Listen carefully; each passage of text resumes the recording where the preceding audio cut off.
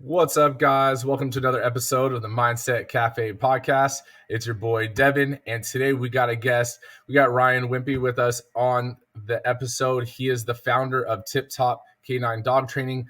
They have 19 locations, and he's been dog training for over 18 years.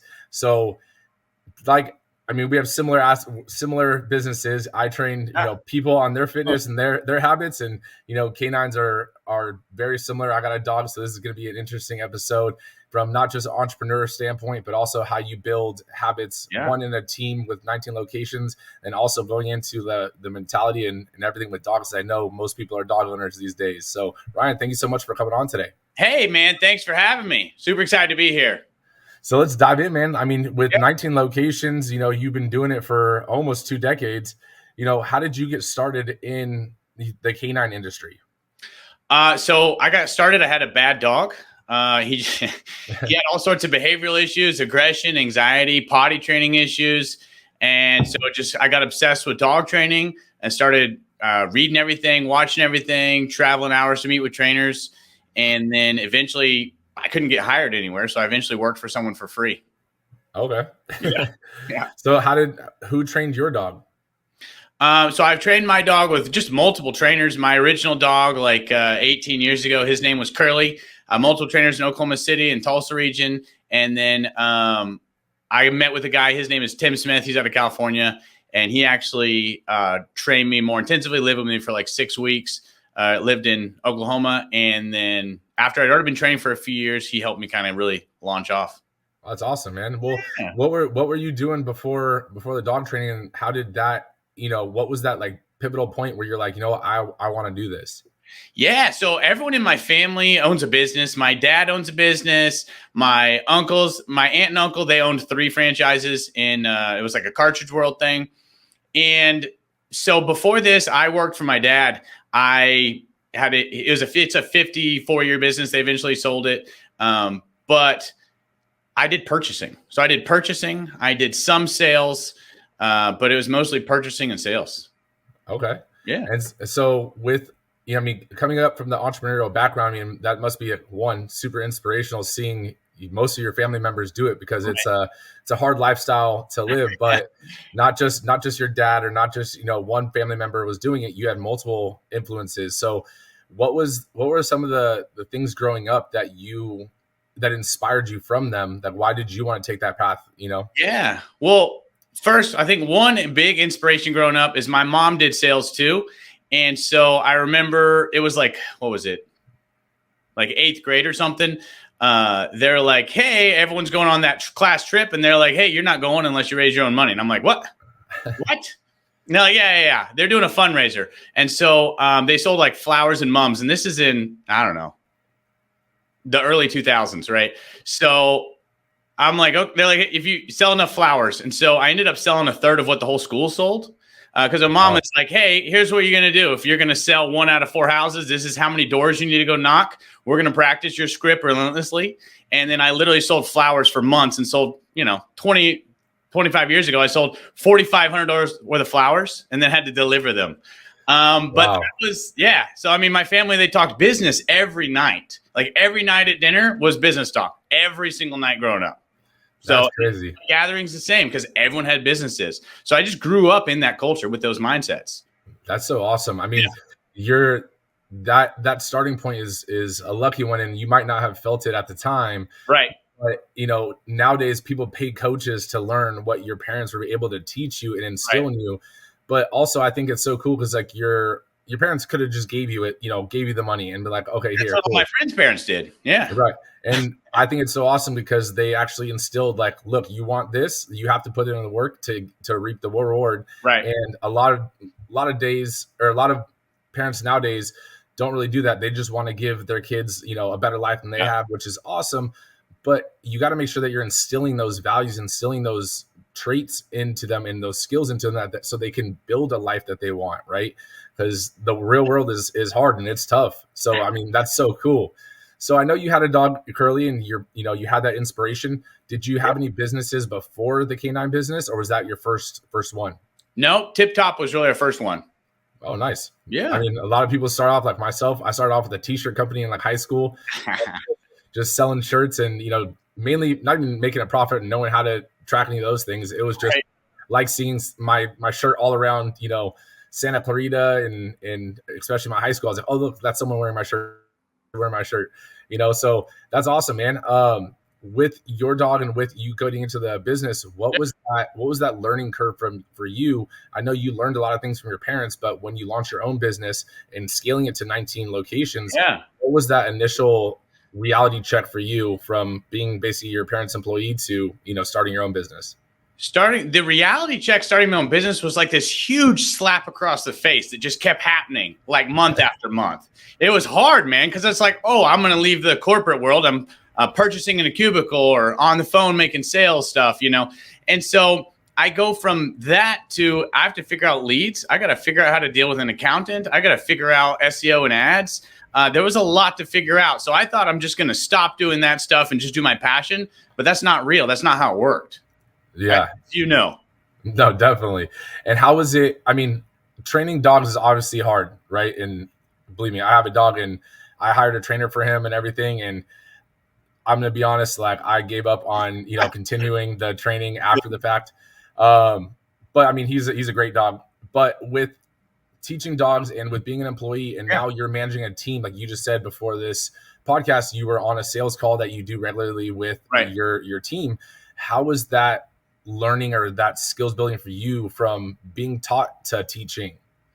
Yeah. So, we reach out to sales coaches as well, executive coaches, franchising coaches. Like throughout the last 18 years, we're constantly reaching every few years to people that are already 5 or 6 steps ahead of us, right? Okay. No matter how high we're getting. So for a long time, I was traveling 2 hours to find the best sales coach or to meet with the best sales coach that we could find I live in Oklahoma, in Oklahoma City. There was an exceptional sales coach, and we were driving once a week, 2 hours there for 2 hours, 2 hours back. But that's where I really learned how to really start to script stuff, really how to do high level consultative sales to where people don't feel like they're being sold, but it's like a smooth, easygoing process. I'm not the type, I'm not going to arm wrestle someone for, them to sign up for dog training. Like I want them to want it, but I want it to be a good, smooth process. And a lot of times when I'm training a salesperson, they've never done sales before. They don't want to feel salesy. And if they do, they start to have this personal discomfort because they signed up to be a dog trainer. Yep. So we have to do sales in a way that it doesn't come across salesy. Our typical, client may be a middle-aged soccer mom, right? So they're not going to respond well to that like high-pressure sales stuff, right? And someone who loves dogs and is fluffy, they're probably not going to want to do that stuff. Yep. Right. So it's evolved over the years, but basically when I started, it was reading everything, but then reaching out and finding people that, hey, this guy's selling 100 or 200 grand worth of some product or service every single month. He knows what he's doing. He coaches other people to do the same. So, I mean, I want to touch on 2 key things that you just said there too, is first off, you were hiring coaches, right? I mean, we launched the franchise for my bootcamp model gym and we hired a coach, right? We hired a franchise coach. And just like yourself, I didn't just hire someone that, I found someone on Google. Like I actually did some research and I hired a coach that he actually launched his own franchise, grew to 400 locations and then got it acquired. And I was like, okay, well, he's walked the walk and I want to know what hurdles he overcame and he can condense my timeline. So when you're looking for a coach, because nowadays everyone's an Instagram, or social media coach, what is your advice for when you're scouting your coaches? Yeah, ours is the same. So the lady that's coaching us right now, franchising wise, she grew over 20 years to 150 locations and then had to exit. Right. You don't grow to 400 or 150 locations by accident. So I'm not looking for how good their talk is. I'm looking for their actual past performance. Right. So one of the guys, 12 years ago that we did sales coaching with, he was one of the top sales guys for DeWalt and taught a lot at DeWalt Power Tools. Well, that's a big multinational company. So, I mean, they have very serious, legit sales training. So I'm looking for somebody that has a proven track record, right? That has also trained other people. Both, I think, is really important because some people are really good doers, but they're not good teachers. So I want to make sure that I can reach out to some other people. And so like I had seen and met other people that had been coached by this sales guy. So that's what I'm really looking for. No, that's awesome. And I fit right in the line with what you're saying on that. And it's funny that you say that, not every, like, think of it like sports. Not every key player is going to be an effective coach. They're different skills or different traits, but that applies into any area of life. Just because you're good at doing it doesn't mean you could teach someone else to do it. So that's awesome that you did say that. So your 19 locations, those are franchises? Yes, those are all franchise, and we have one corporate store. Nice. So how long have you been franchising for? We've been franchising since 2019. Okay. So it's still fairly new. I mean, that's awesome. 5 years. Yeah, you're growing. You're growing fast. That's awesome, man. Congratulations. Thank you. So with that being said, what are some of the hurdles that you've learned with now you have your corporate store, obviously you have your trainers, and we'll dive into the sales aspect, because actually it's funny that you say that, because I mean, personal trainers, I have the same issue, with how I teach them and stuff, because they don't want to sell and they just want to personal train. But what hurdles have you overcome trying to basically talk to a franchisee or someone that wants to be a business owner, let alone just a dog trainer? Yeah, so a lot of people want to be a dog trainer, but the business owner is obviously it's a different mindset. So our model is we're looking for people that maybe have no business background, probably similar to you. Hey, they want to get into the space, but they kind of need those guardrails. They need someone handling that back office stuff. So what we look for is someone who's like, hey, I want my work to equal my profit, right? I don't want to just pad someone else's bottom line. And hey, I understand it's going to be, any business is hard work. And then what we do is we answer the phones, we do their marketing, we do their billing and their product support, and then, multiple conferences a year, training phone calls as far as for dog training, sales, and for business coaching once a month. So we're trying to take that person that doesn't have any experience in the industry, give them that back office support to where they do their role, right? Similar to you. You have a trainer, he comes in, he's not going to necessarily know anything about Google and Facebook ads, et cetera. They're paying that royalty for that 18 years experience, just starting day one, right? Yep. Yeah. That's awesome. We definitely have similar franchisees in that aspect. Our model, similar to yours, is built so that, you can let it run with you there, without you there, but you need those, guardrails and also that support system. Right. And similar to how you're doing it with like the calls and the trainings, all that stuff, we do the same thing. So that's so cool. Nice. That you guys have grown that way, because you guys are creating like almost not even just a franchise, but what I tell people is like, it's almost that mastermind or that networking group on top of the franchise, right? It's not just here's a blueprint and, have fun or good luck. Like you guys are really involved. And I think that's so crucial. And that's awesome, because you're building such a strong foundation. Yeah. When I started, probably like same with you, it was lonely. I don't have anyone to reach out that's not necessarily in my niche. Like I had one guy that was like in my area, right? And so I could ask him, and if he's busy, I'm screwed. I got nothing, right? And so now, like we had a sales call before this. So it was an hour long, and I had like 7 locations on there with either the owner or a top manager, their sales manager. And so they're giving each other ideas, and then they know who's where they're at. So we have an intro call for newer people, and then we have an advanced sales call. And they have this mastermind peer group too. So obviously I'm facilitating it, but offline, those people are calling each other after appointments, and they're not waiting the whole week. They're saying like, hey, Mike, I just ran into this issue. I know on the sales call with Ryan, you said this. What do you think about that? And when we build that like peer group, I think it's way more powerful, because if I say something, they're like, yeah, cool, that works for him. He's got all this experience. Oh, that works for his team, but that's because they train with him. They're like the best. That's where everyone goes for training. But how's that help me? But if they get that from someone else who's only been in the industry for 1 or 2 years, it almost impacts them at a different level from the teacher saying it than, another student or however they perceive it. No, I definitely agree with that. It could be the same exact message, said the same exact way, but it's the person that it's coming from, right? That it just holds different weight. And I think that's so cool that you guys are almost doing these accountability groups, and support systems internal inside your guys' franchises. That's, where the real support and connections are made. Yeah. And that's awesome. So with that, being said, why did you choose dog training? I was obsessed with dogs, man. I But love dog training. When I go to someone's house and I would take their dog that's like jumping on their cabinets, eating their food, getting their couches muddy, knocking over their children, it's stuck in the backyard because he can't walk on a leash, right? And if they open their front door, he run away. And I take that dog, and then in 2 or 3 weeks, he now listens. Maybe it takes 4. But now he can go everywhere. He can go to the soccer games. He can go on walks. He can be inside with company. When I take the dog from out of control to under control and ostracized from the family to now he gets to live with the family, people love their dog again. And it just makes a better life for the dog and a better life for the people. And seeing those results in a short time frame is really fulfilling. It's really, really exciting.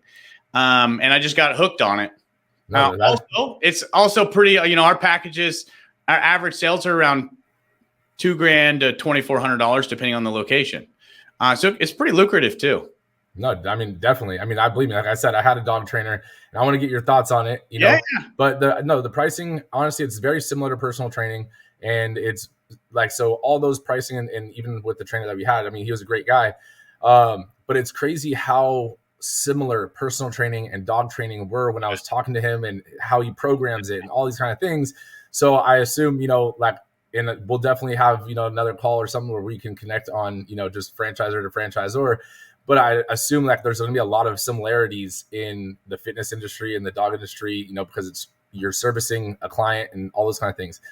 But I mean, I have a blue nose pit, and he is honestly one of the best dogs. Like we have a 2-year-old, and she can pull his tail. He is completely fine. Like he doesn't do anything. But what's crazy is we got the dog trainer originally when my wife got pregnant, and she could walk him and it was no problem. He was never, dog aggressive or anything like that. But the moment she got pregnant, he became, if I wasn't out there, he became so protective. It was crazy. And it didn't matter if the dog trainer was there or not. No one could walk next to or by my wife without my dog like stopping and just like staring the person down. And then once my daughter came along, same deal. Like I was like, so if I walk him, no issues. I was holding my daughter in one of those carrying things, right?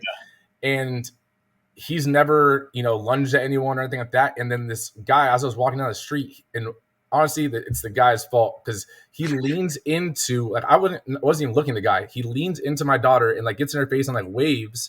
And so I stepped back and I was like, what are you doing? And as I did that, my dog got lunged. I obviously pulled him before anything happened, but I was like, that was crazy to see because I've never seen my dog any form of aggression, and he was like, don't mess with my little girl. So I think, have you seen like that happen with other people where all of a sudden like the wife gets pregnant, or the girl gets pregnant, and then the dog's personality switches? Yeah, hey, dad's here. I got nothing to protect. Everything's good, But then, they feel that once the dog, especially if it's an adult dog and he's connected to the family, them guarding mom or guarding the little kid is super normal, depending on, some of those guardian breeds, whether it be a pit bull or shepherd, Rottweiler. That's not, being territorial or resource guarding mom or the kids, pretty normal. No, yeah. It was just funny to see because, and he's still, anyone can come, like if you come in the house, you're cool. Like he'll bark, and once that door opens, his tail does the spin wag, right? And everything like that. But it was crazy to see all of a sudden this protector side come out in him, because I was like, what the heck? Like you got that, man. You're scared of the dishwasher. Like that's crazy. Yeah. But that's awesome, man. So how is it going with, dealing with different personality types, and how have you evolved your mindset? Because I mean, being a business owner and then now talking about different locations, you're dealing with other alpha or, alpha status people that are business owners also. How have you had to evolve your mindset in dealing with those kind of individuals? Yeah, it's a great question. So when you go from owner to franchisor and you go from clients and employees to franchisees, it's a completely different mindset. It's not that parent-child relationship, right? Mm-hmm. These are owners, and I'm like supporting them. Right. So with the franchisees, they're owners. I'm supporting them, and I'm encouraging them on their goals. Where my employees, I tell them what I need from them, right? The franchisee, if they want to be an owner-operator of a Tip Top Canine, or if they want to have a small staff or a big staff and do multi-units, I'm going to support them on their goals, but I'm not making their goals.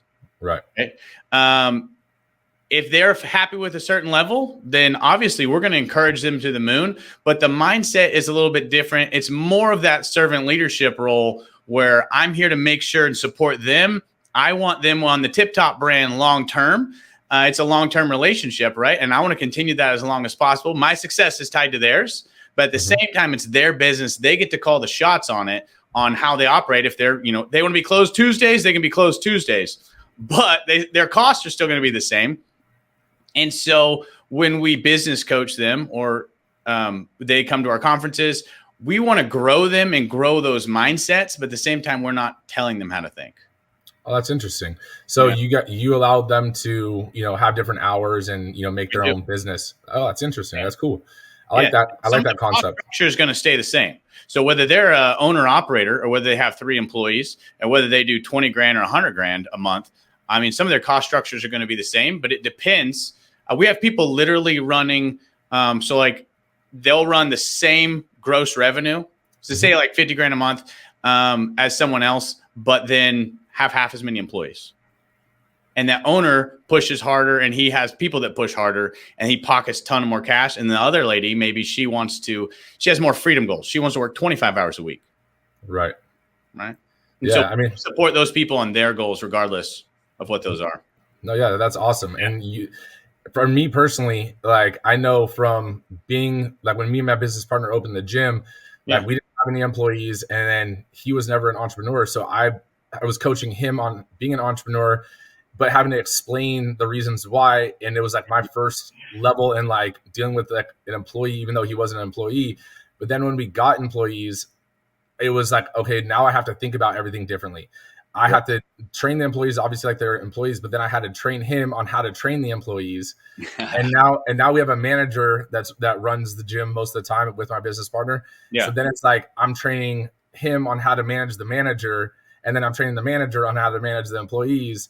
And then I'm training my business partner on how to manage the manager, and it's all these different levels. And it's crazy because it's an evolve, like you adapt and you evolve as you scale. And just like anything, how you grow now or the person you are now isn't going to be the person you are in 18 years, like yourself. Right. When you first opened up your business, like if you told yourself that you were going to be doing this and how would you talk to this person? You'd like, what do you mean? So it's crazy the way we start to evolve with our business and with our roles as they grow. Yeah. I realized, over the last 2 years, I went from training dog trainers to training business owners to now training multi-unit operators. Right. Okay. And so training bigger business owners where people they need big facilities, they need big staff, or they're managing 2, 3, 4 territories. So it's a different mindset from, hey, everyone's kind of like probably with your model, they're starting owner operator and then they're managing possibly multiple locations. And so for someone who's never owned a business before, growing that person's mindset over a few years, that's kind of where we're currently at.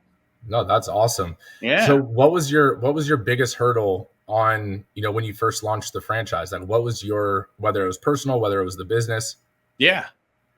Well, so we actually licensed for 2 years before franchising. Okay. So we licensed 5 corporate stores first for 2 years. And then we franchised 4 of those. So we worked out the kinks for 2 years before franchising to make sure all that model was pretty tight and solid.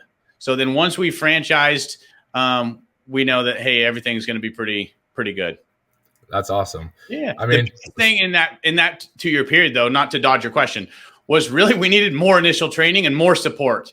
So what we ended up from that initial 2-year is, hey, these first-time owners, we need to answer their phones. And then we created a product center because even though I gave people a Google Doc that's like 20 pages long, here's how to order everything from everyone, right? We ended up taking it back. We order everything for everyone at like deep discount and sell to them at wholesale for like a super small markup. So where it'd be the same price as if they got it because we're a national account. So I mean, even the flyers, the shirts, everything. And then we extended our training from 4 weeks to 6 weeks. So we train our locations initially for 6 weeks, 6 days a week. So we started with 3, 4, and then we went to 6. That's kind of the way to they needed even more training in the trade. Okay, so that meaning that you're actually at those locations, or you mean like before the locations are open? Before the locations are open, they come to corporate for 6 weeks of training. So about 300. Yeah, it's a lot of hours of training. Okay, I mean, at the end of the day, like training is what's going to make the business successful, right? So that's it. As painful as someone might, see it, it's like this is what you're learning. This, like you're paying all this money to get into the business. Like we're teaching you how to do it, and you're coming onto the team. And like you said earlier, your success is our success. So we want to make sure that you're successful. So I mean, that's awesome. You being in Oklahoma, I mean, I think one of the beneficial things, I was looking on my list behind me, you're not in a registration state, right? No. So I'm in California, and that was definitely one of the hurdles that we got hit with right in the beginning. Yeah. And one of the lessons that you learn in business that you don't know until it happens was we launched at the end of the year. Well, I didn't know you had to re-sign every single year. Yeah. And so we got hit with the renewal right in the beginning of the year. I was like, why didn't someone just tell me to wait a couple more months and then launch? Like that one sucked. But no, man, that's awesome. So what states are you in besides Oklahoma? So we're in Oklahoma, Arkansas, let's see, Texas, Florida, Tennessee, Michigan, Idaho, and Arizona. Oh, wow. Okay. Utah. Okay. Wow, man. That's awesome. So you're really going right now. Should be in California soon. We've just had so many leads from California that we had to register. Yeah, that's what happened with Washington, and we're in the registration process with Washington right now. So that's awesome, man. Congratulations. Thank you. It's a huge accomplishment. People don't realize that, like, when you say you're going to franchise your business, like how much work actually goes into launching a franchise and continuing to adapt the business model, and so that it can continue to scale. So I think that's a huge accomplishment. I mean, believe me, like I'm in the stages before you, and I know what you've been through already, and it's right. My hat's off to you for getting to where you are at right now. Yeah, I think that startup phase with just all the FDD and the agreements is just mind numbing. Just 10 hours a day on contracts is crazy. Yep. Well, right. How is your personal development? I know, like with the business and with everything, you learn those skills, but how has your own personal development played a role in the growth of your business? Yeah, I mean, I try to take time and work out 3 times a week with a personal trainer, right? Okay. Obviously, I think that's important. And, spend time with my family. I used to just always burn, right? Just always on it. But I have 2 kids, one's 4, one's 6. And I have a good team, like at corporate. We have 32 employees here at my location. So we have a big support team. And so I don't have to work 60, 80 hours a week right now. Now, when locations are here training, I'm doing more. And when they're not, I'm taking time and making sure I'm spending time with my wife, with my kids, etc. But really, personal development wise is continuing to work out. There was a time when I didn't work out for like 5 or 6 years. Right. And then I got the aches and the pains and everything. I think that's huge. And just if you have a strong body, it just helps that mindset. Obviously, I'm preaching to the choir there. Yeah. And then just, being at church regularly, that's huge. And reading the word, man.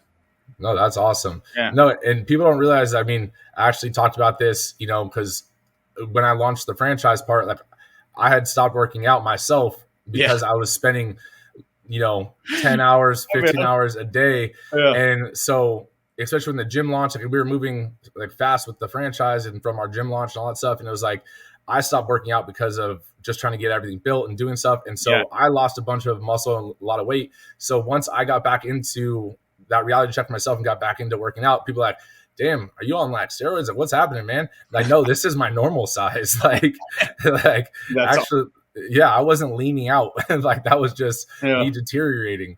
So it's huge. And it's a huge piece of, being a business owner is like, one, it's stressful. And if I were to tell myself, go back in time and tell myself at that stage, like make some time to work out, make some time to do those things, like I guarantee like it would have been a lot less stressful because you have that outlet, right? You have that source of decompression. You mentioned that, you have a wife and kids. One thing I like to ask entrepreneurs, because I'm very curious about this, is how have you been able to incorporate incorporate them into your life, knowing that business does take up a lot of time? And how have you been able to, make sure that you're not losing the connection with them while you're building this thing? Yeah, well, so my wife actually works with me. She manages the call center, the corporate location, and then the product team. So she's actually managing most of the people while I'm like working on systems or marketing or actually training people. So that's one way. She's in the office quite a bit, so I'm still connected with her quite a bit. And then my kids, they actually like to train dogs. So like I'll train like our dogs in the backyard with them, and they actively want to engage with it. They like it. That's awesome. How old are they? 4 and 6. Oh, okay. Nice. Yeah. So you're not too far off from mine. She's about 3 in January. So, I think that's huge, because that's the reason I was asking that, is because a lot of entrepreneurs, as we talk about it and their stresses and stuff from their business, they basically leave it at business and then they go home. Yeah. But you got to realize that you're lucky enough to have your wife and your kids involved in some form or fashion, but there's a disconnect, or there can be a disconnect. So letting your, I tell people that let your wife in, let your kids in a little bit. Obviously, you don't need to tell them every stress and strain of the business, but Right. let them give you advice. Whether you use the advice or not is, up to you, but let them feel like they're contributing to the growth, right? They don't know the other half of your life that's going on unless you let them in, right? So letting them feel like they're helping you can alleviate some of that stress or strain on the relationship, right? That's good. So, but I think that's huge. Has your wife always worked with you in the business, or was there a point? No, before, let's see. When she came in, she was helping one of my buddies. He has local gyms in Tulsa.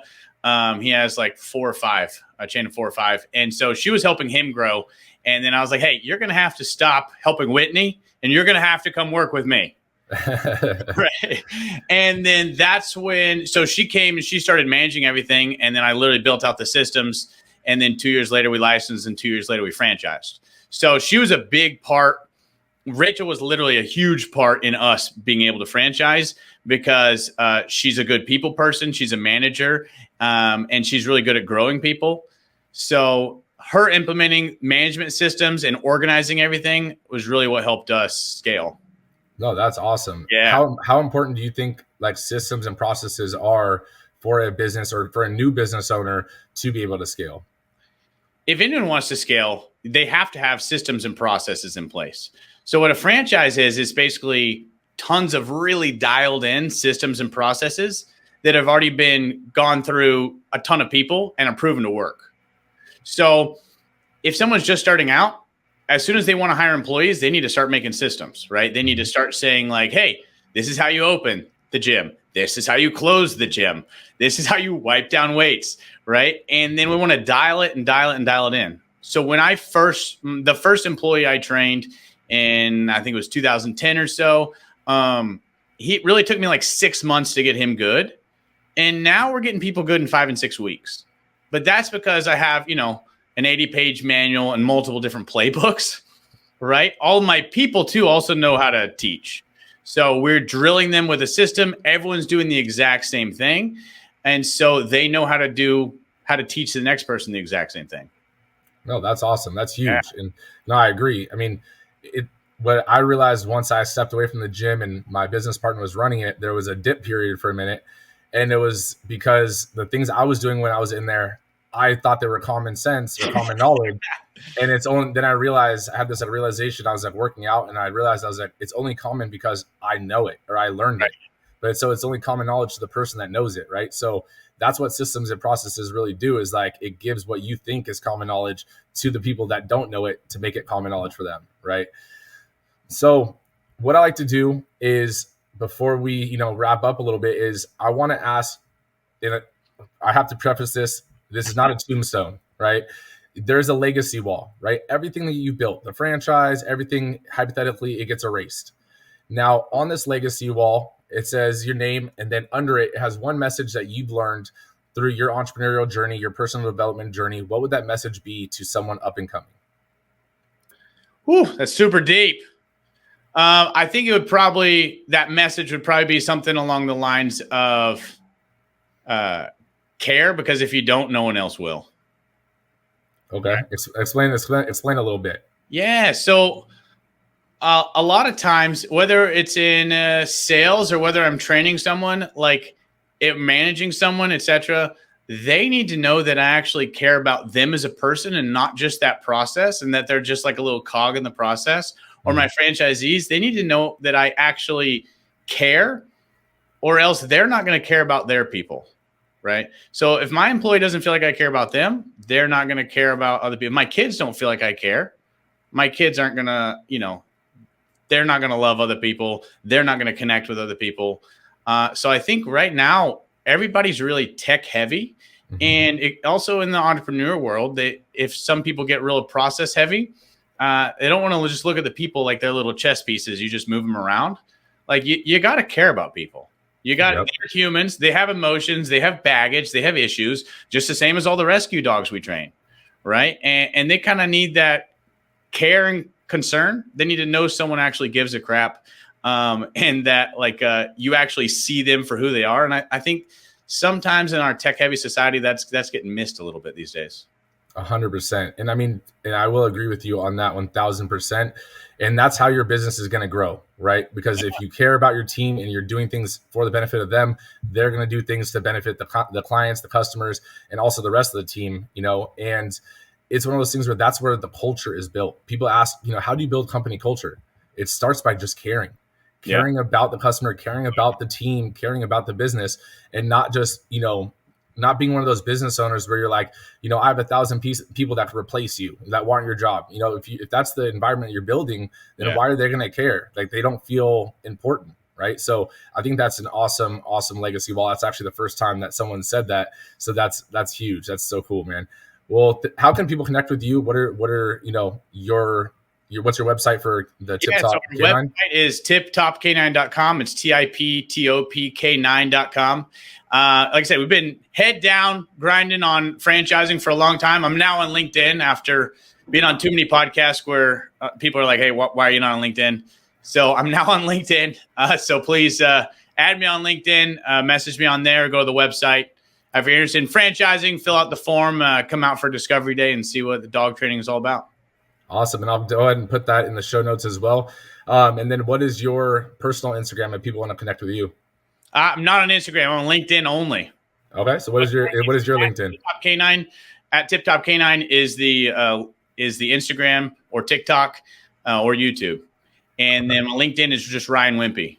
All right, perfect. I'll put that in the show notes. Make sure you guys connect with him, and I guarantee if you guys have a dog, you'll get at least some information from his social media. Yeah. But if you guys are interested, click the link in the show notes and fill out the form, and learn what he has to offer. But Ryan, thank you so much for hopping on today and spending the time. Man. Because I know as an entrepreneur and as a franchisor, your time is precious. So thank you so much.